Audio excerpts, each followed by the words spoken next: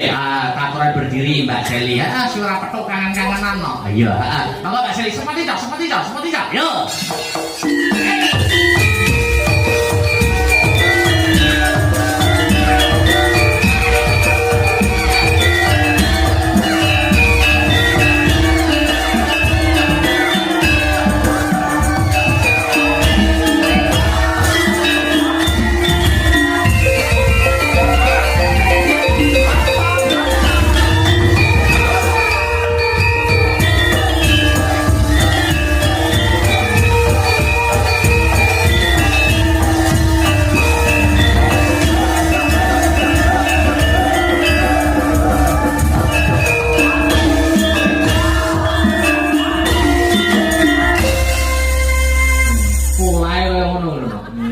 Wis ndane nek wis rabi lah kowe yo.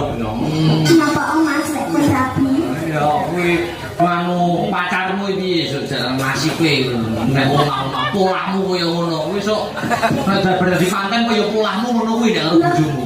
Ya ngono iku gara sehat lho Mas. Gara sehat iki. Sing lemu gara cepet diet. Ya apa sampean itu? Lama tidak jumpa kali jenengan. Lama saestu Mas Akbar. Jenengan pripun pawartosipun Mas Akbar? Alhamdulillah pinaringan sehat walafiat. Alhamdulillah. Kok rupane jenengan saking wulan kene iki langsung saking wulan nggih. Pripun? Langsung saking wulan. Wulan niku nggih. Saking Mekah. Nggih, alhamdulillah. Wis pokoke yo mayang yo ibadah nyambut gawe yo ibadah. Nggih. Pripun apa kesan-kesane teng mriku niku pripun? Kula kepengin diceritani ngoten niku lho Mas. Kula niku teng mriku sing kula dongane sinten kejaba mung kanca-kanca Astabrata. Rupane ngene iki. Arek-arek ngene iki. Nggih, kula umroh niku ra enek sing tak dongane kejaba mung kanca-kanca Astabrata. Kula sebut pergundul. Pergundul. Nggih. Salah satu dungane napa niku? Salah satu. Suwi ate diterai wong Mesir suwi ya ora. Mergo saking kula sebute siji-siji. Ngoten nggih, tapi jenengan teng mriku mboten kalah dhuwur. Nggih kalah dhuwur. Kalah dhuwur. Padahal kula niku teng Indonesia ibaratnya wis dhuwur. Nggih.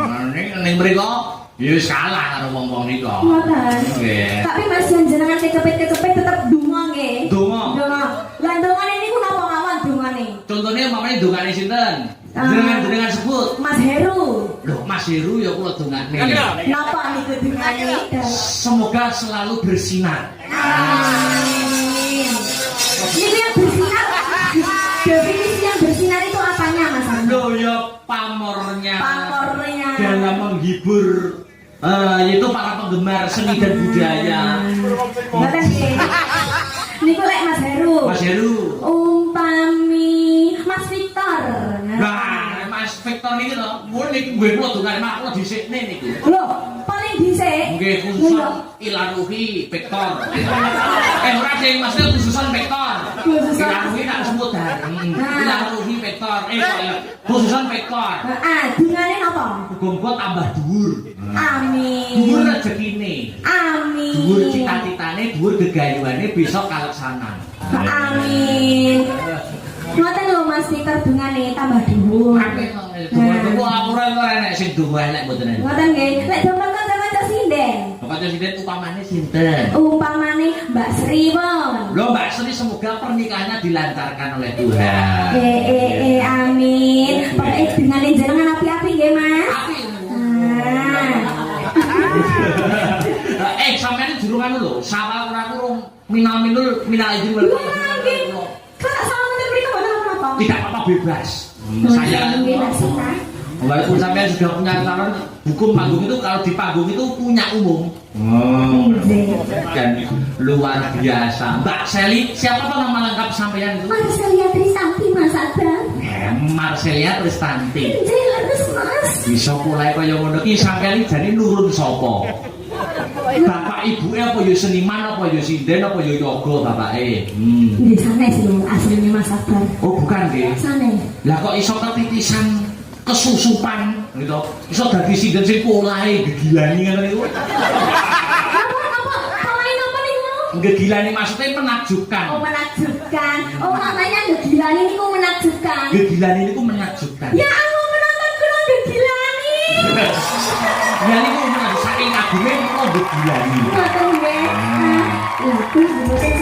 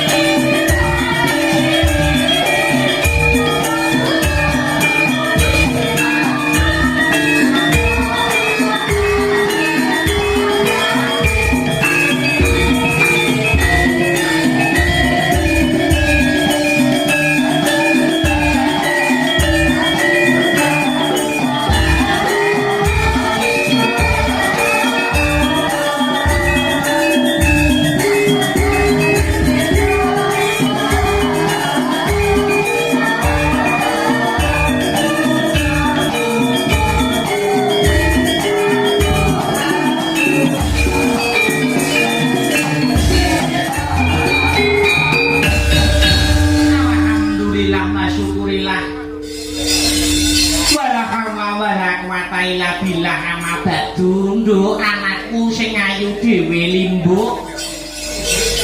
Ana dawuhmu apa ya nimbali karo anakmu aku? Leren sawetara kanggo unjal ambekan ya no. Iya. Wiwit sore kenceng ajar nyatane ya awake dhewe ngestu padha dawuh pangandikane sok kula ngajak rek wis lakon Banjaran Antasena. Iya ya sabisa-bisa sagaduking manah sakadaring lampah ya no. Iya wis poke dawuh sing baku perkara lakon mengko ditutuke sak lampunge limbukan nanging awake dhewe atur ora ketang sepatah dua kata-kata. Apa to wigatine awake dhewe tinimbalan sowan ana ing kene ngono ya Mak. Iya. Ora lali ingkang ana sepisan awake dhewe aku kang satu anakku limbuk. Ngucapake rasa puja lan puji syukur kang jero. Konjuk marang Gusti kang murbing dumadi Allah Subhanahu wa taala Tuhan yang Maha Esa Hyang Widimasa. Nggih. Sing wis malembahake keberkahan kang sarta kenikmatan becik nikmat sehat, nikmat sempat, nikmat iman. Saengga bengi iki aku karo kowe bisa manunggal kang sarta tetunggalan ana ing adicara bengi iki. Ngono ya Mak. Iya. Lah banjur piye? bengi iki adicarane apa dalam rangkaian acara apa mak iki ngene no iki lain daripada yang lain ngono lain daripada yang lain becik pentase becik kanca-kanca dan lain sebagainya tak titeni kene mbok diteni piye tak titeni wit biyen kanca-kanca nek sambatan malah apik ayo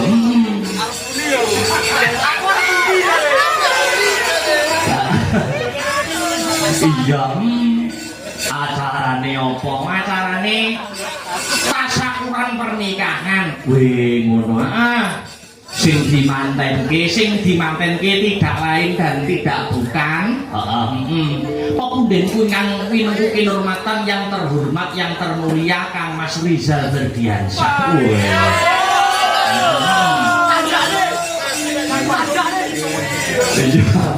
pokoknya kanca-kanca bengi iki kudu nyunggi-nyunggi Rizal sak dhuwur-dhuwure. Lah iya, wis entuk judune, wis ketemu judune. Yo. Dilarang turu dhisik pokoke ya. Iya. Karo sapa anune judune ya kuwi adikku wadon Mbak Citra Wahyu Agustina. Citra Wahyu Agustina. Mas Rizal kuwi putrane Bapak Jono kang sarta Ibu Damyatun sing asli saka kene. Ngono. Dusun Kedung Bulu. Desa Kadiboyo Kecamatan Rejoso Kadipaten Nganjuk. Iya. Judune piye? Judune ya kuwi Mbak Citra, putri saka Bapak Suwarno almarhum kang sarta Ibu Anjariati. Ngono. Mijil saka Wilangan. Wilangan. Ternyatane Asabrata ini ning Wilangan wis kaya latar. Kula Mas Rizal yo judune ning ngono. Iya. Apa meneh kuwi isih adik kelase nek ora salah krungu mama. Mbak Citra kuwi isih adik kelase zaman SMA mbiyen. Iya. Alhamdulillah akad nikah yo wis di apa kuwi laksanakake. Ya kuwi wis kagelar wingi. Ngono. Tanggal 29 Maret 2026 esuk ana ing kediaman mempelai wanita. Ngono. Iya. Banjur bengi iki pahardian kari ngrupian kari nyeneng-nyenengke no. Ngono. Nyeneng-nyenengke keluarga besar Mas Rizal kang sarta Mbak Citra kang sarta nyenengke para warga masyarakat Kukuban Kedung Bulu Ngadiboyo kene. Iya. Ngaturke panuwun. Ya iki awake dhewe disambati dijaluki tulung tancut tumandang no. Ngono. Yen ora ngene awake dhewe ya ora roh omahe Mas Rizal sing ndi. Iya. Omahe Mas Ipan ning ndi. Iya. Yo Ngadiboyo. Ngadiboyo akeh no. Mbak Awi yo Ngadiboyo, Mas Ipan Ngadiboyo.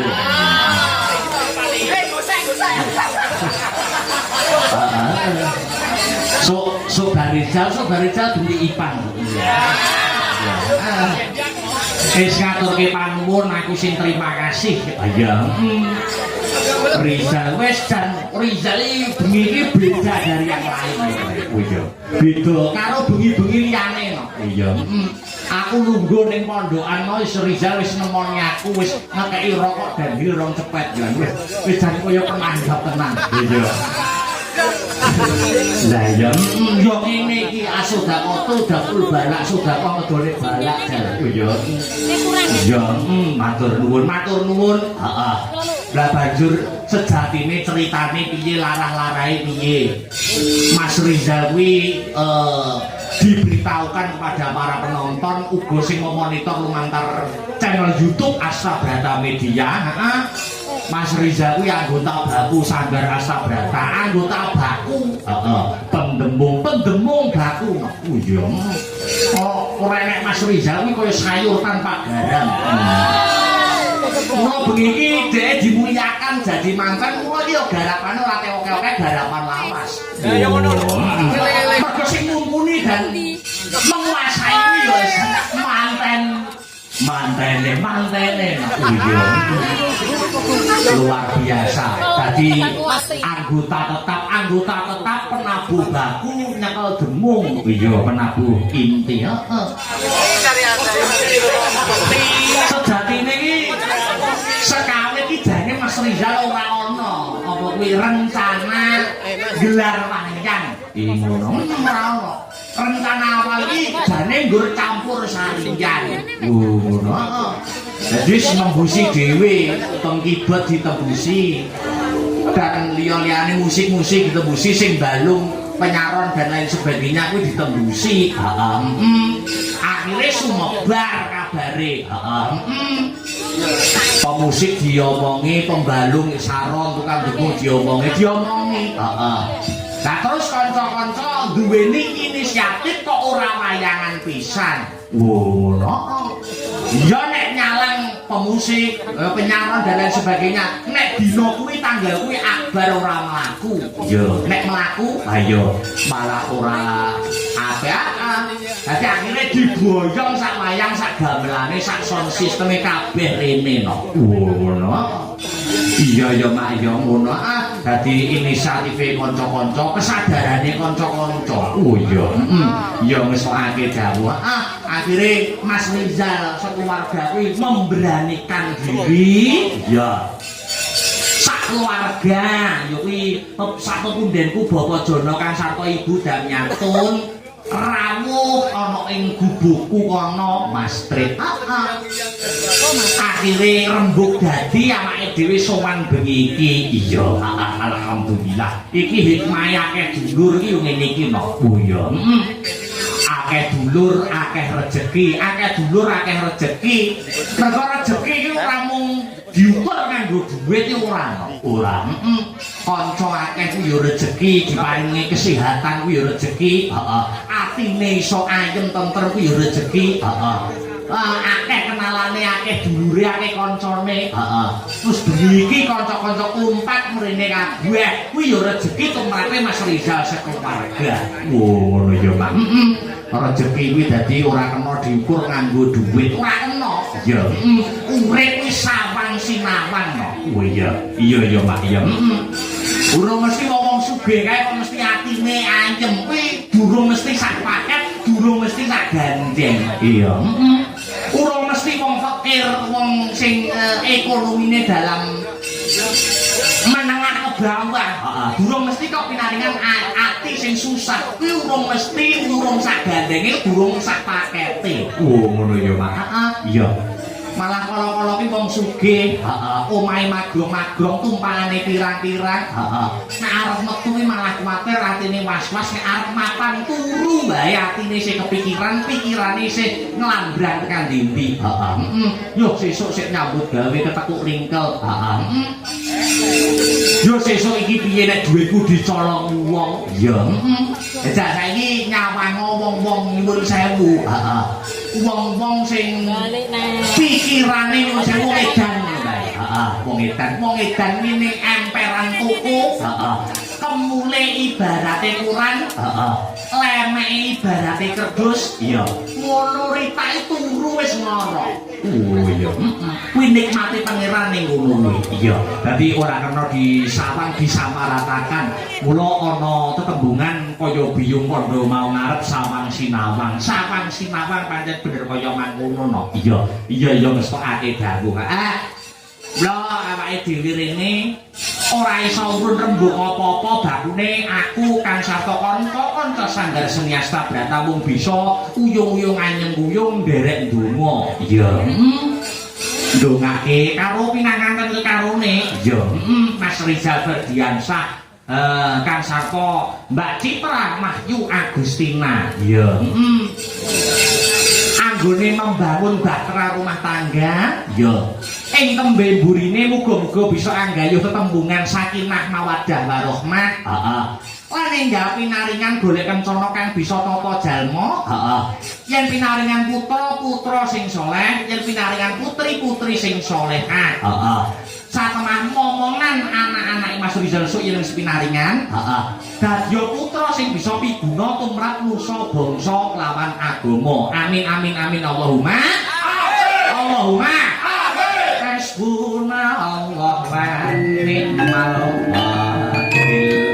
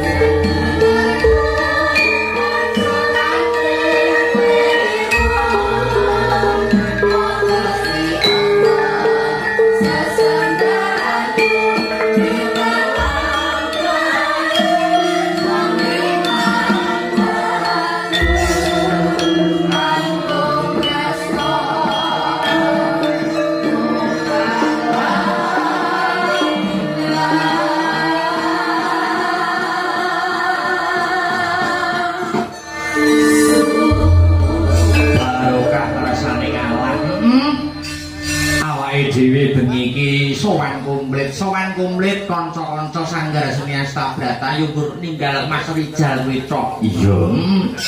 Ternyatane yo sing duwe gawe iya ngestakake dawah. Kaya ngene kuwi jenenge kanca-kanca rumangsa andarbeni. Iya. Rumangsa andarbeni maknane kuwi rumangsa Mas Rizal kuwi kanca nyambut gawe pendak wengi. Iya. mosok duwe gawe kok iso awake dhewe ora melu ewang-ewang. Iya, seniman awake dhewe Iso ning ewangi ya kaya mangkene kuwi. oh ngono. Nalikane rencana pertama, Iya. rencana pertama Mas Rizal kuwi duwe gawe ya kuwi mantenan. Heeh. Kuwi kok ora gelar wayang. Kuwi kanca-kanca akeh sing nesu. Oh iya. Klebu sing enom. Iya. Ngono. Aku tak bote wayangan, aku bubuk kopi tak gawe dhewe. Oh iya. Iya, mula kuwi mau bali ning tetembungan rumangsa Andar Beni. Heeh. Wong ya sedulur kuwi tega larane ora tega karo patine. Iya. Heeh. Siarkan langsung mula iki awake dhewe sowan ning Ngadiboyo. Heeh. Mumpung yen ora kleru sasine Sesawal. Heeh.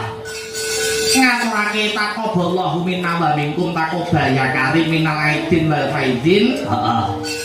Mohon maaf lahir dan batin yen awake dhewe Heeh.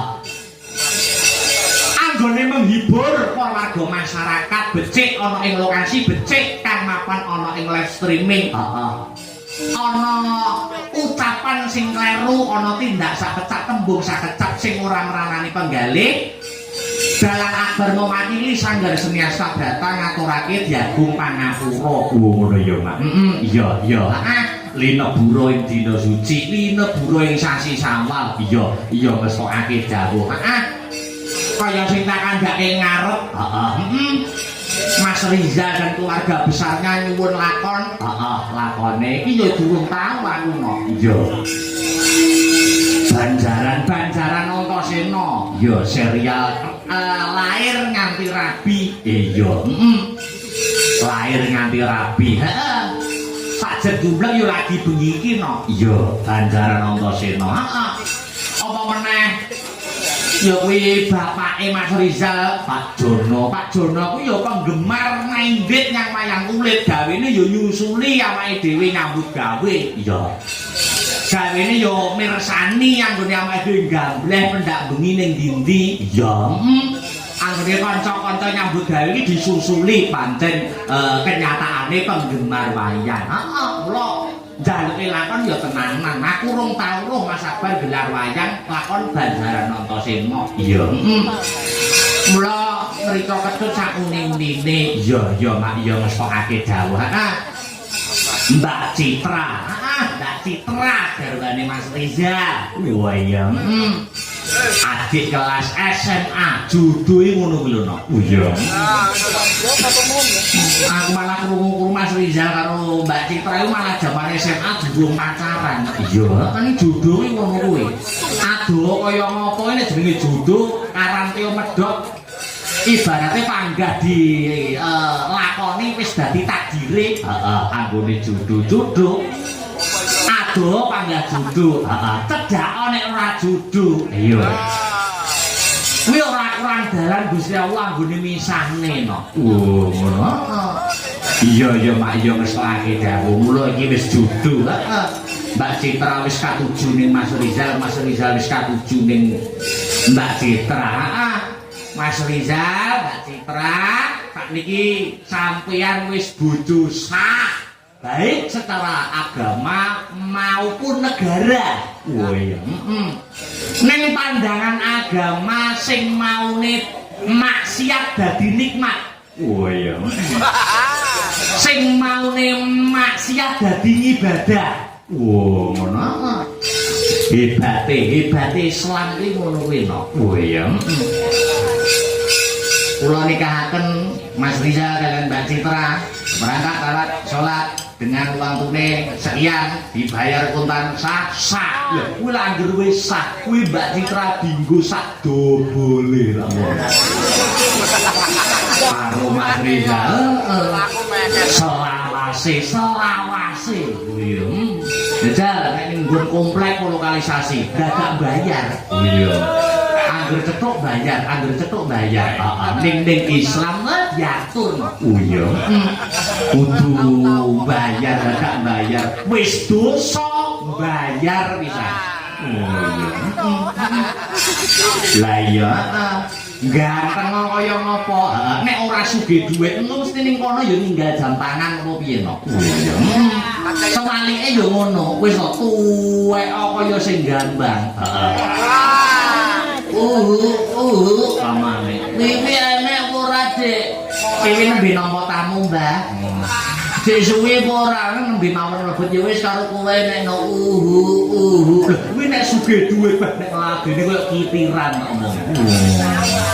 Ngono kuwi wis dosa gagak bayar. Ayo, mula Islam mengatur no. Wah, hebat. Iya. Sah secara agama maupun negara. Iya. Menyelam sambil minum air, gegojekan monosuko kang sarta ngaturake perkembangan. Iya. Aku arep ya kuwi ngundana swara. Ya. Saka luwih dhisik saka sing pakaiane merah merunan. Iya. Mas Heru Linanta. Iya. Penggerong fardu ain astabrata. Iya. Awas dan sadangane ya dibiarke. Wong dulure dhewe ngene kanca nyambut gawe. Wah, sampe abang jari abang ya. Dan luar biasa. Iki aku kepengin kanggomu kok dimangaturke aja lamis no. Oh iya, aja lamis. Nganggo bawa kersane Mas Heru Linanta kan berkait ngono. Monggo Mas Heru. Yen kau wesa nang lalewa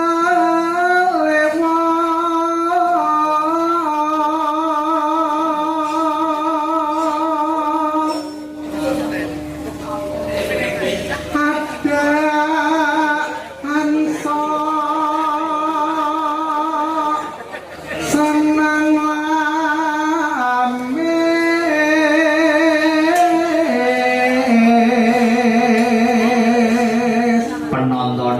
luar biasa nade mau sore sadurunge wayangan pinaringan udan lewat yang tidak mengurangi semangat wabil khusus ibu-ibu no ya wah lagi metu kok pondokan nyambut maling dadak digetak kuwi saking apresiasine karo awake dhewe nganti jundil aku iya ora apa-apa semangat lajeng Mas becek alu mong prasaja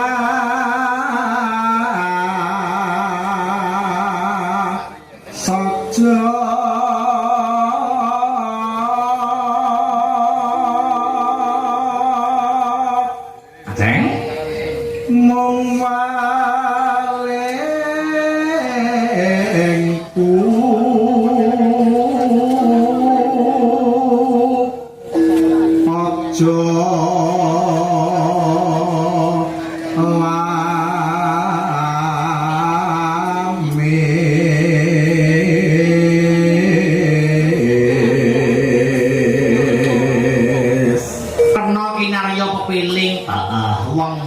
membangun bahtera rumah tangga apa meneh wis sah aja lelamisan lahir kang sarta batine kudu padha nek ireng kandha ireng nek putih kandha putih no transparan iya Ajen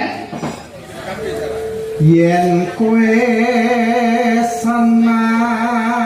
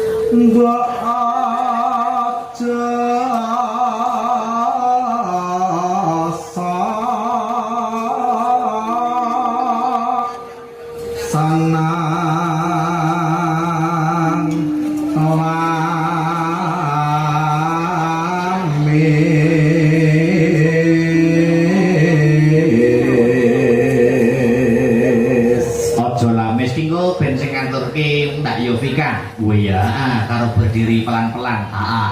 Di telas kisik. Bapak Mas. Sanang lamis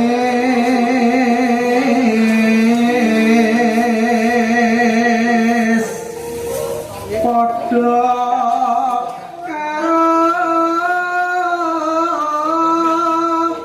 sanang citra.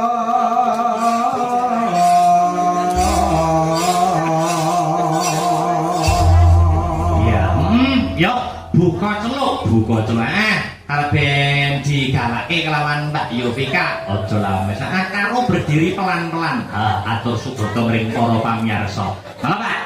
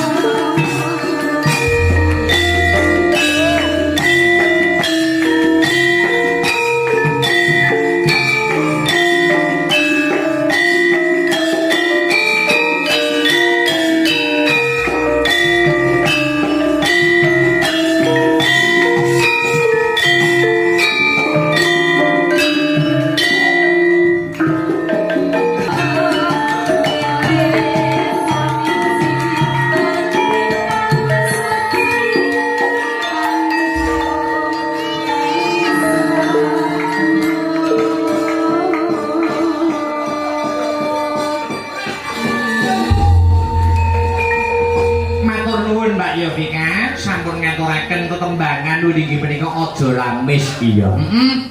Iki menyelam sambil minum air. Akeh layang sing tumiba ana ing pangkon. Ngono. Kudu diwaca apa meneh iki ya.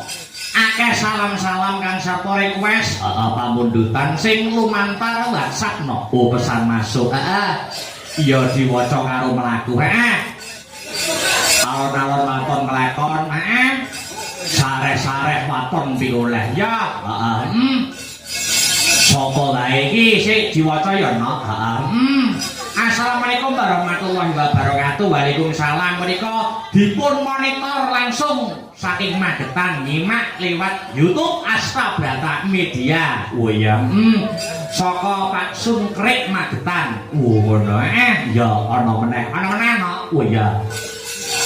Assalamualaikum warahmatullahi wabarakatuh. Sugeng dalu den bagus. Sehat sukses selalu menawi dipun paringi nyuwun langgam kadung tresna kagem sedaya pamirsa ingkang hanenggani lumantar Astabrata Media. Matur nuwun saking kula Bapak Lasiman.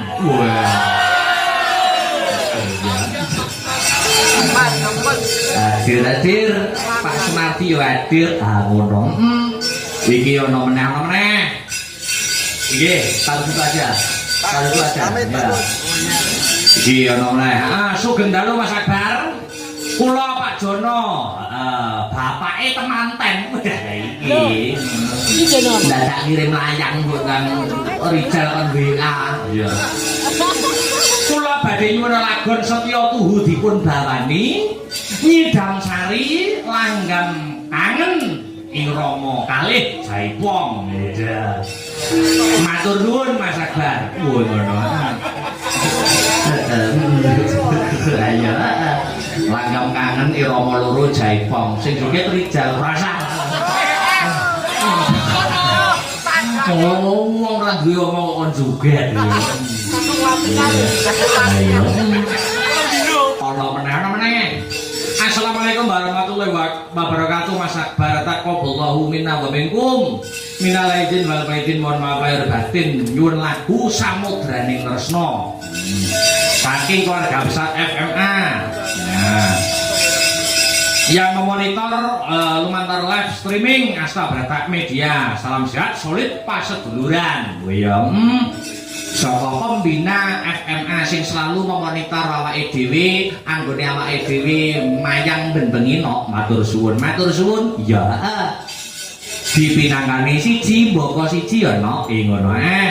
godhong tela wae bisa gawe lega, kenapa manungsa samane manungsa ora bisa gawe lega? Ya iki sinden ya. Wah. Luar biasa jentrek-jentrek mau keterak udan.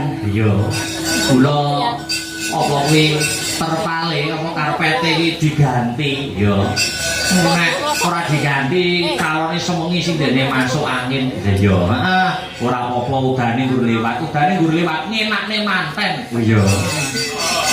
Ya. Ya, sing suwi ra petuk. Sapa? Mbak Selina. Iya.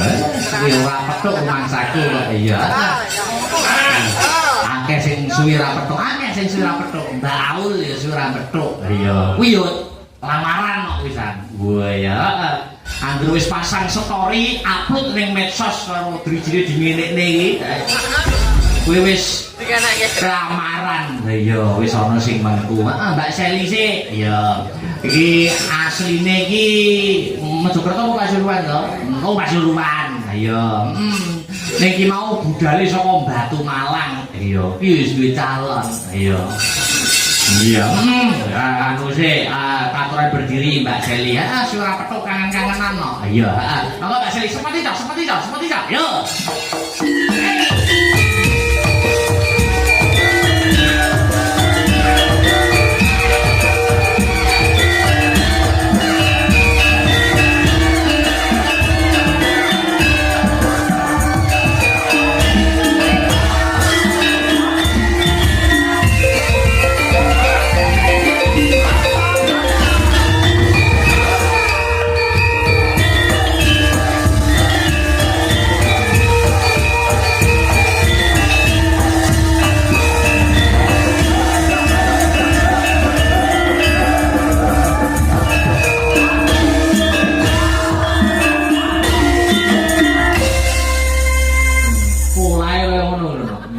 Wis ndane nek wis rabi lah kowe ya. Napa Mas lek kowe rabi? Ya kuwi anu pacarmu iki nasibe nek omah polahmu kaya ngono. Kuwi sok nek berarti manten kaya polahmu ngono kuwi nek karo bojomu. Ya ngene iku gare sehat lho Mas. Gare sehat iki. Sing lemu gare cepet diet. Ya apa sampean itu? Lama tidak jumpa kalian jenengan. Lama saestu Mas Akbar. Jenengan pripun pawartosipun Mas Akbar? Alhamdulillah pinaringan sehat walafiat. Alhamdulillah. Kok rupane jenengan saking wulan kene iki wangsul saking wulan nggih. Pripun? Wangsul saking wulan. Wulan niku nggih. Saking Mekah. Nggih, alhamdulillah Mbak. Wis pokoke yo mayang yo ibadah yo nyambut gawe yo ibadah. Nggih. Pripun apa kesan-kesane ten mriku niku pripun? Kula kepengin diceritani ngoten niku lho Mas. Kula niku teng mriku sing kula dongane sinten kejaba mung kanca-kanca astabrata. Rupane ngene iki. Arek-arek ngene iki. Nggih, kula umroh niku ra enek sing tak dongane kejaba mung kanca-kanca astabrata. Kula sebut pergundul. Bergundul. Nggih. Salah satu dungane napa niku? Salah satu. Suwi ate diterai wong Mesir suwi ora ngono. Mergo saking kula sebute siji-siji. Ngoten nggih, tapi jenengan mriku mboten kalah dhuwur. Nggih kalah dhuwur. Kalah dhuwur. Padahal kula niku teng Indonesia ibaratnya wis dhuwur. Nggih. Ning mriku ya wis kalah karo wong-wong nika. Ngoten. Nggih. Tapi Mas jenengan kekepit-kekepit tetep donga nggih. Donga. Lah dongane niku napa mawon dongane? Contohnya mamane dongane sinten? Jenengan sebut Mas Heru. Loh, Mas Heru ya kula dongane. Napa niku dongane? Semoga selalu bersinar. Amin. Ini yang bersinar. Definisi yang bersinar itu apanya Mas? Loh ya pamornya. Pamornya. Dalam menghibur yaitu para penggemar seni dan budaya. Ngoten nggih. Niku lek Mas Heru. Mas Heru. Umpami Mas Victor. Nah, Mas Victor niki to, mun niki nggih kula dongane mak kula dhisikne niku. Lho, paling dhisik. Nggih khususan Ilaruhi Victor. Ora sing Mas khususan Victor. Ilaruhi tak sebut bareng. Ilaruhi Victor. Khususan Victor. Heeh, dungane napa? Muga-muga tambah dhuwur. Amin. Dhuwur rezekine. Amin. Dhuwur cita-citane, dhuwur gegayuane besok kaleksanan. Amin. Ngoten lho Mas Victor dungane tambah dhuwur. Tunggu aku ora enek sing donga elek mboten enek. Ngoten nggih. Lek dompet kanca-kanca sinden. Kanca sinden upamane sinten? Umpamane Mbak Sri pon. Lho Mbak Sri semoga pernikahannya dilancarkan oleh Tuhan. Amin. Pokoke dungane jenengan api-api nggih Mas. Api. Ah. Sampeyan juru anu lho, sawal ora kurung minal izin wal Kalau sama nanti beri kepada apa? tidak apa-apa bebas. Saya walaupun sampean sudah punya calon, hukum panggung itu kalau di panggung itu punya umum. Dan luar biasa. Mbak Seli, siapa tuh nama lengkap sampean itu? Marcelia Trisanti Mas Abang. Marcelia Trisanti. Jelas Mas. Bisa mulai kaya ngono iki sampean iki jane nurun sapa? Bapak ibu apa ya seniman apa ya sinden apa ya yoga bapake? Di sana sih lho aslinya Mas Abang. Oh bukan nggih. Sana. Lah kok iso ketitisan kesusupan gitu. Iso dadi sinden sing polahe gegilani ngono iku. Apa niku? Gegilani maksudnya menakjubkan. Oh menakjubkan. Oh namanya gegilani niku menakjubkan. Gegilani niku menakjubkan. Ya Allah menonton kula gegilani. Lah niku menakjub saking kagume kok gegilani. Ngoten nggih. Itu mboten semrap lho. Kok nurun saking sinten? Roro, lah belajar pertama sinden itu dari siapa? Kula singen niku nderek ekskul karawitan ten SMP ngoten. Oh, Lah kok tertarik? Tertarik kali dia gamelan. Ngoten. Akhirnya kula sekolah ten SMK 12. Ketemu Mbak Esti niku. Oh, SMKI Surabaya. Jeleren. Terus kuliahnya jurusannya apa? Pendidikan seni tari dan musik. Oh, mula tarine egolane wah iso kengsere, ya. Hebat luar biasa. Tari dan musik. Nggih, leres. Musik modern. Oh, musik modern. Mriko nggih. Jadi genre-genre musik itu di sana ya diajarkan. Nggih. Enggak satu genre saja ya. Mboten, napa? Mangke lek pelajaran piano dhewe, biola dhewe, ngoten. Maksudnya genrenya pop itu diajarkan apa enggak? Mboten. Namanya Jazz. klasikan. Lah, berarti nek genre-genre itu sampean kudu belajar ning aku. Ngoten nggih. Jor-jor. Nah, lek iki panjenengan ngeten iki belajare genrene napa mawon? Genre itu kan macam-macam toh. Nggih. Ada pop, Nggih. jazz, Jazz. terus apa campur sari, Campursari. keroncong, Nah. rock dan lain sebagainya. Nah. Sampeyan aja belajar kulite, ning kudu ngerti jerone. Ngoten. Iya. Lah, belajare ten Umpama lho, nang guru kula ibaratnya nyanyi pop, Nggih. genre pop. Aja to nggur nyanyi pop iso lancar, ning kudu ngerti jerone pop kuwi apa. jerone pop. Jerone Ajeng pop. kula pikir-pikir kula nggih semrap kulite tok lho sih. Ayo terus umpamane nyanyi jazz. Nggih. Aja nggur ngerti kulite tok nyanyi iso nyanyi jazz, ning kudu iso ngerti jerone jazz. Jerone jazz. Terus nyanyi rock. Ah. Aja mau ngerti kulite. Berarti semrap napane ro? Nah, lah niku kudu jerone, niku kula derek paham nek jerone rock niku napa. Jerone. Rijal sing ana mantene wis terus. Mas Rijal! Jerone ro iki kok ora apa-apa, Mas. Sik to, sampean duduke ngono cah apa nek isian? Mas Rijal wis di kamar. Alah, ora kancane dek kene kok iso mlebu kamar kamar iki Mas Rijal. Heran aku. Wong kancane wis guyub dek kene iki. Wis seneng-seneng dek kene kok iso mlebu kamar kok cek kesusune sampean iki. Lho anu kok Mbak Seli. Ibaratipun niku wit wingi niku kesel. Oh, kesel. Pun akad sakniki ditanggapne wayang istirahat. Dadi Mas Rijal kali bojone nang kamar niku ibarate rangkulan dan lain sebagainya niku diiringi oleh kanca-kanca. Dadi iki ramane manut tempone gamelan. Ngono. Umpamane lek tempone awak dhewe iki alon-alon. Pas kanca-kanca nabuh banter sampak yo sesek dlang sembuh.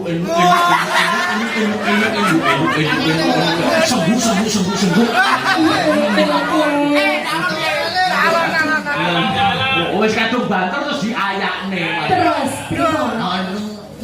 Senduk. Kok yo dadak kanggo ayak Niku istirahat rumane ya apa kok manut tempo niku? Istirahat napa niku? Lho istirahat maksudnya umpamane rangkul-rangkulan niku. Nggih. Lah katanya kan numplak rasa kangen. Nggih, oh. Maksudnya tombo kesel lah. Tombo kesel. Ini salam-salam sih. Aku Ini sebelum pengen dulu kok. Oh, nggih bareng. Ya Allah, Mas. Kula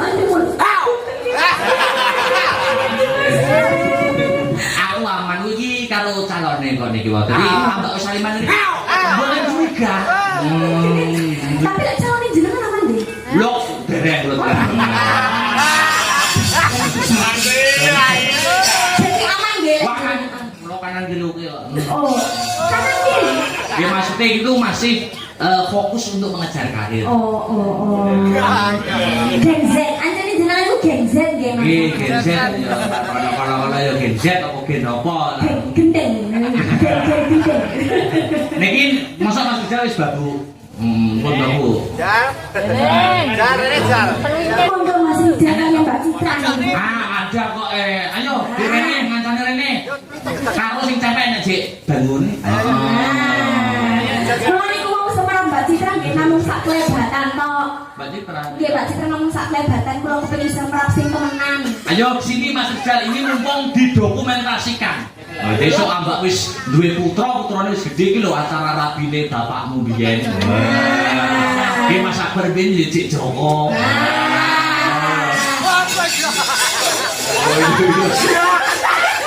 Kok iso buka kartu asing kancane Mas Victor ya. Ayo Mas Rizal sepati kok tenang untuk muda.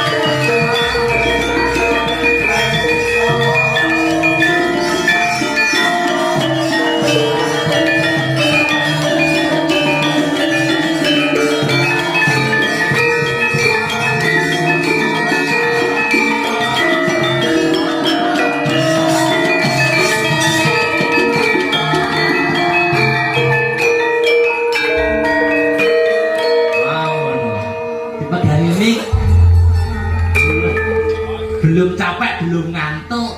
Tapi ya sampun. Aslinya jarang ngantuk tapi digantuk-gantuk deh. Digantuk-gantuk deh. Ada disapa atau kenalan? Bener-bener kenalan Mas Rizal kali Mbak Citra. Kula mau dereng salaman kalian jenengan lho Mas Rizal. Ucapan dulu selamat menempuh gitu. Nah, Mas Rizal, Mbak Citra, saya ucapkan selamat atas pernikahannya yang pertama nggih. Pernikahan itu sepisan Gus Selawase.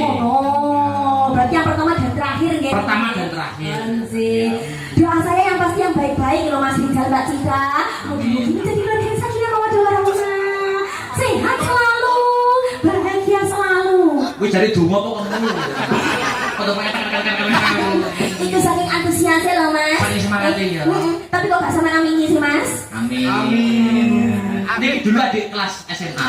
Adik kelas SMA. Selisih berapa tahun? 2 tahun. Wah, yes pas gitu ya. Selisih 2 tahun. Selisih 2 tahun berarti Mbak Citra kelas 1, Mas Rizal kelas 3. Mas Rizal, Mas Dalang, kula nggih penasaran lho nggih. Niki lek kan jenengan biasanya kan ten mriko, lenggah ten mriko. Nabung. Terus saat niki kok jadi pengantinnya yang dirayakan pripun perasaane? Wah, ini nabung.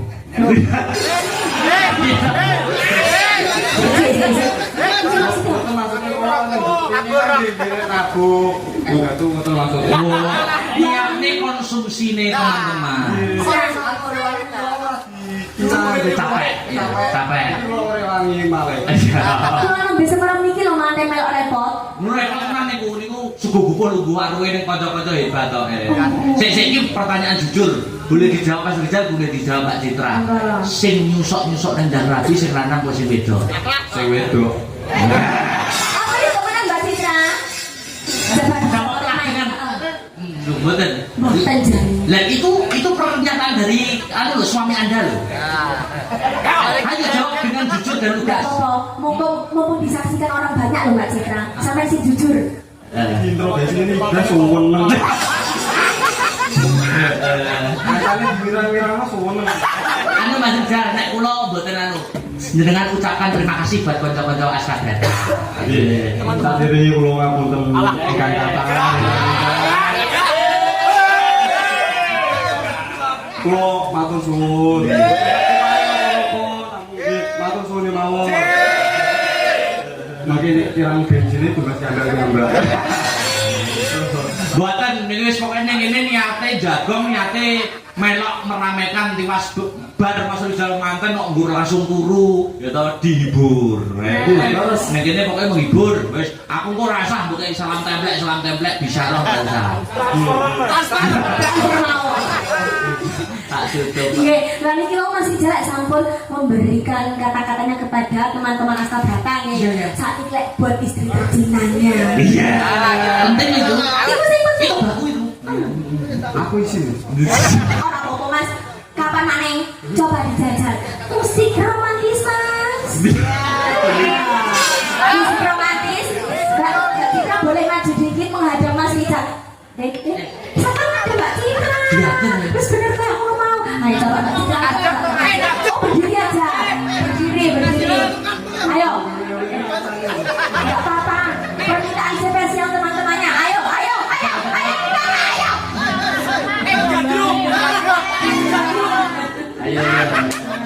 Bimbing Mbak Sali dibimbing. Agak maju sedikit Mbak Citra. Sekarang berhadapan dengan dicekut-cekut tangannya rotok mepet didi. Agak maju lagi. Mas Rizal dipegang tangan istri. Ayo Mas Rizal dipegang tangan istri. Ini jadi salaman kok yang mau sih. Kok senyuman sih Mas? Jadi piye sih salaman sih bener dipegang. Terus isi gak apa-apa wis ajari sebelah kiri. Enggak jangan duduk nak. Nah, seperti itu dihadap mata istri. Nah, apa? Wes, saya bisa ngomong, monggo. Musik romantis lanjut. Ayo, bebas Mas Rizal. Jadi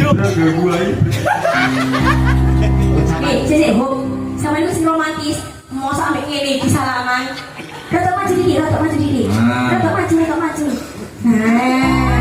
Kalau sih pacaran atau romantis. Orang apa kapan maneh monggo saiki hari pernikahan monggo. Iki tok sepisan tok. Sepisan tok. Sepisan tok ira apa-apa. Ucapan piye? Sebarang ucapan terima kasih, ucapan cinta. Nah, Apa makasih ya sudah menerima apa padanya selama ini. Berarti gara-gara abang ini mau udah soun.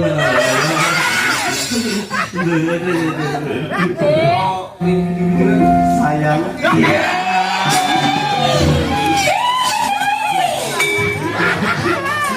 Aku istilah.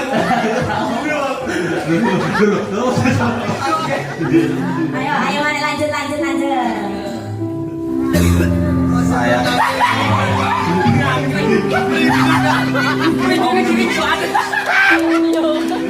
Love you. Wes. Luar biasa tidak pada you. Sebelum turun apa bernyanyi bersama Mbak Sari bertiga. Oh betul, gitu. Oh nggih, siap oke. Terima kasih. Sing baku nggih. Payah. Sebelah Mas, terima kasih banyak Mas Rizal. Sini aman. Kita jangan makan ruang Mas Rizal.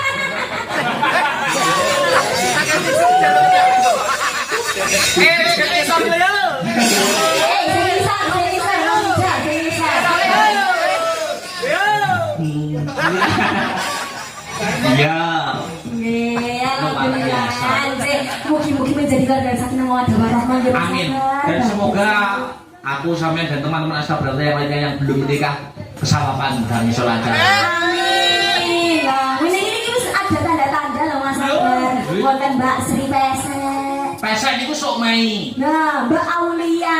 Mbak Ulia nggih pun lamaran. Agustus rencananya. Mbak wis pokoke niki Rizal sok Mei. Pesek, wis sapa nek kanca-kanca ndang tahun iki pisan dientekne apa. Ya. Anu, ngaturne ya tembangan ya. Nggih niku wonten layang. Nah, saking Pak Sinten itu Pak Jo. Yang dari anu dulu, jadi yang dari Sohibul Hajat dari tuan rumah didahulukan ya.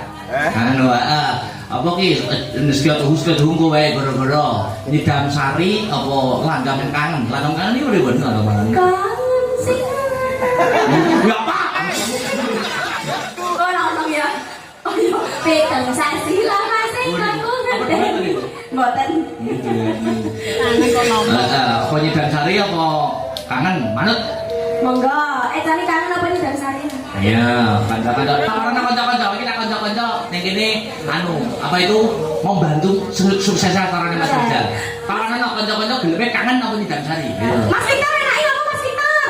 Kayak Victor atau kanca-kanca niku. Oh kanca-kancae. Kanca-kanca arek-arek iki enake apa? Nyidam Sari apa kangen? Kangen. Kangen ya Nyidam Sari ubar iki. Anu tar bawanana tar. Ya dibawani sik ben enak ya. Sembarang. Ayo to, naik. Ora usah dadak disupporti. Ya, wis jan gone senajan rumpek ora apa-apa. Spektor nyepil ning dhewe iso kok. Ya. Aku ya suwe gak apa-apa tok. Iki lho Mas Victor kok tambah ganteng sampean Mas. Kok tak dongakne kok tambah dhuwur. Sakmene ae Mas. Dibawani ya Mas Victor. Aje Mas. Menika kekembanganipun kangen. Kangen wis bawane mardika sing penting sarasa. Jar aku kok 50 ya. Iya, mangga kan digantung anu berdiri ta, Mbak? Oke. Sok gandrung kok sama lumbu Sama penyek. Lu gue Aslinya, aku gak ngece Mas menghormati sampean. hormat gede loh. Ya.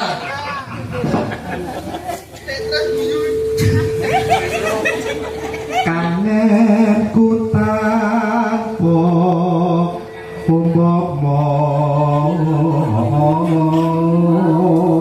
Akhirnya tenang gak karo aku Mas.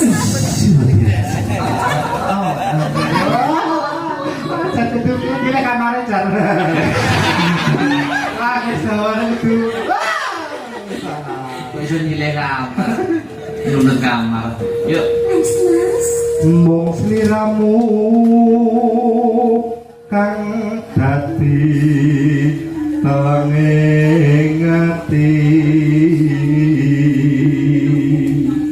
Ini setelah hati Mas hatimu Mas. Nang kene lho.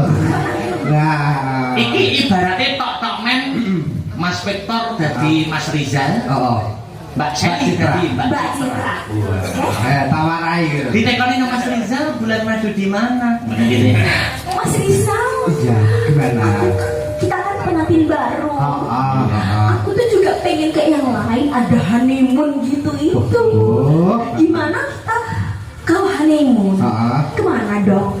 Ya paling enggak kita ke pantai. Ke Pantai, juga melihat luasnya samudra.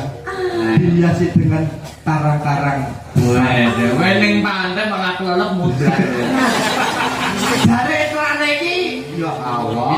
Masuk akil. Masuk akal. Wis dilih to. Akil balik kok begitu akil. Terus. Wes lawas sanggonku nunggu. Anu, Mbak Seli diseret rono. Kok diseret di Mas di. Sarate kok blek Ditongkol, Di apa ya di. Nah di. sarate kok blek kamu tansah ledo.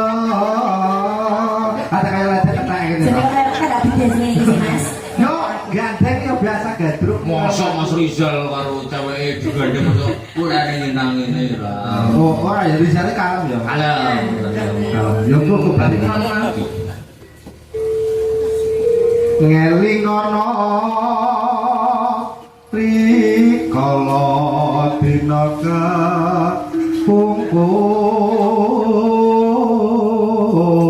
pungkur. Terus Sliramu nate ngendika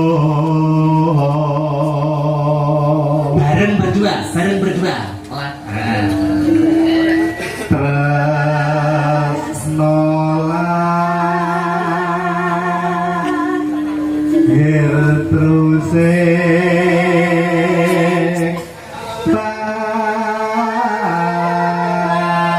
Lali